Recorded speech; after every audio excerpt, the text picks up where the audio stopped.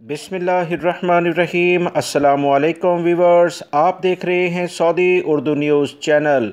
Saudi Arab की road security forces जितनी भी हाईवेज़ हैं उस पर सिक्योरिटी और जितना भी ट्रैफिक है उसे कंट्रोल करने वाला एक अहम इदारा है। इसकी जानिब से सऊदी अरब की कुछ रोड्स के बारे में, शाहराहों के बारे में कुछ ताज़ा तरीन स्पीड से मुतल्लिका जारी किया गया है।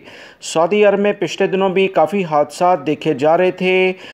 इसी वजह से रोड सिक्योरिटी फोर्सेस की जानिब से कहा गया था कि रफ्तार को कम किया जाएगा ताकि ऐसे इलाके जहां हादसात के इम्कानात ज़्यादा हैं वहां हल्की रफ्तार से गाड़ियां जाएंगी तो इस पर कमी हो सकती है।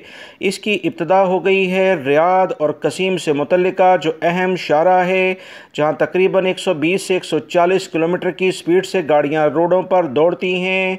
यहाँ कुछ इलाकों में स्पीड को कम कर दिया गया है। सबसे पहली जो इतला हफ्रुल आतेश के करीब के इलाके के लिहाज से शेयर कर दी गई है, जहाँ पर 140 और 120 से स्पीड कम करके 80 किलोमीटर फी घंटे के लिहाज से नए एलामिये के मुताबिक जारी कर दी गई है। लिहाजा इस रोड पर अब जाने वाले तमाम गैर मुल्की अफराद बहुत एहतियात बरतें।